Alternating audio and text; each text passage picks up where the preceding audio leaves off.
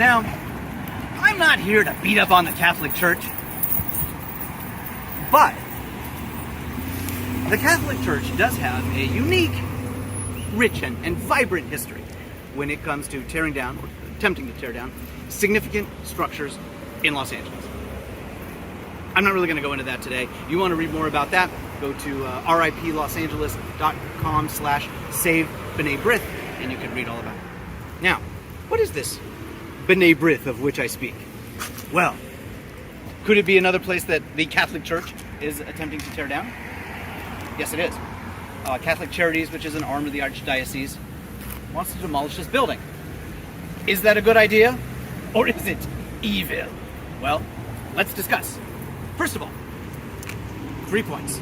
1, it's great architecture. 2, it's by a master architect. And 3, important things happened here. What are they? Well, let's talk about its great architecture. Bathe in its beautiful bounty of Beaux-Arts.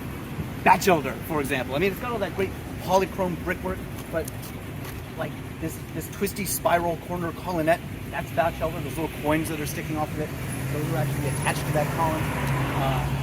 Got this egg and cable string course, that's Batchelder. There in that little triangular diamond guy, that's got a little nice Batchelder thing. You'll find that in the 1923 Batchelder catalog. All the wonderful architrave with all that floral, that's all Batchelder. You get my point. It's an amazing, amazing structure. Samuel Tilden Norton. You know Samuel Tilden Norton from his multiple synagogues, his theaters, the Greek Theater, for example. He was president of the AIA. He founded the Hillcrest Country Club. He's Samuel Tilden Norton, for everybody's sake. And what is this place, this B'nai B'rith? Well, B'nai B'rith, the International Order of B'nai B'rith, Jewish men's organization. It's full of gymnasiums and a swimming pool and lockers and dining rooms and meeting halls and all that good stuff. And it's just, it's fantastic. It's the center of Jewish life. Now, the Depression hit them hard. It's built in 1923-4. They sell it in 1930 to the Fraternal Order of Eagles. In 1935, it's sold to the Safeway employees. But in 1941, now if you look very closely, you'll note that wagon wheel over there. The cartouches above the windows used to have menorahs on them. Now they have wagon wheels, which is the symbol of the International Brotherhood of Teamsters, and it actually says AFL on that other one up there, and then there's American flags. It becomes Teamster Hall. Anything that happened that was important Teamster-wise happened in this building after 1941. All the transit strikes, the truck strikes, the bus strikes, right there.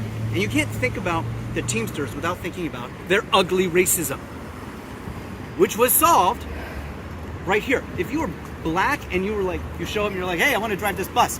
No, UPS wouldn't hire you. Greyhound lines were like, black guys, no.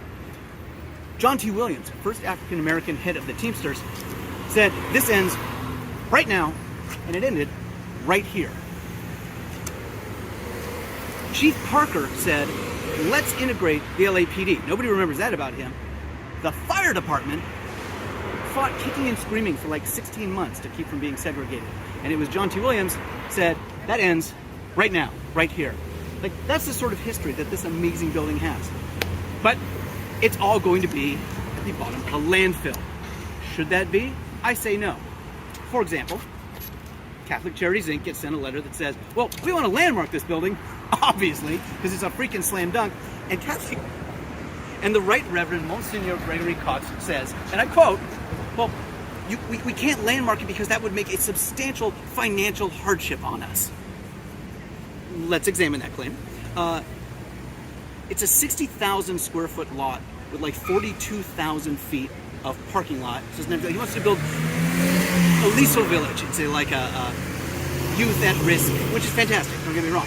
But the building actually takes up less than a third of the lot.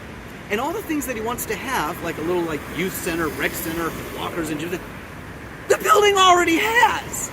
Do you understand that the only green building, of course you've heard this is the one they don't tear down, but the cost of building in this town is absurd. To rebuild an 18,000 square foot building at like $450 a square foot, that's like $8.5 million to like build on the same site. So why not leave the building? But he doesn't look into that. What he said is it'd be a significant financial hardship.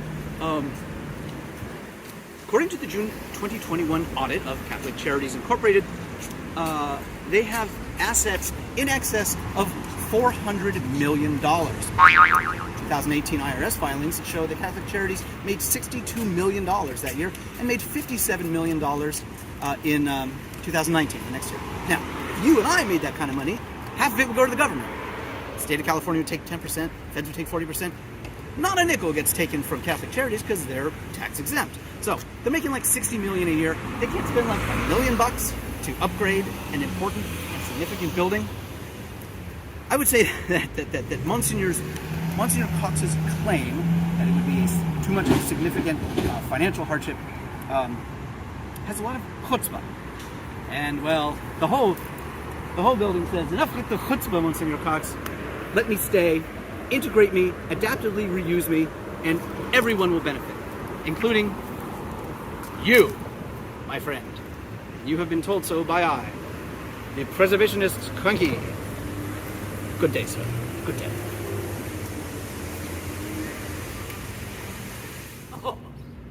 Oh, and one other thing. In case you're thinking, oh, the poor Catholic Charities, it's their one building down here. First of all, they have like 10 of these complexes. But just in this area, there's the Chancery, the Archdiocese Chancery, designed by Merle Lee Barker and G. Lawrence Ott in 1951. It's a great piece of that Roman brick, late modern, that we love so much. This is also an Archdiocese building. Again, Barker and Ott, 1965. This is one of the greatest late modern buildings in all of Los Angeles. Barker and Ott, 1954. The old Tidings building. He loves it. And over here, we have the rectory that was designed by Albert C. Martin. It's one of my very favorite structures in all of Los Angeles.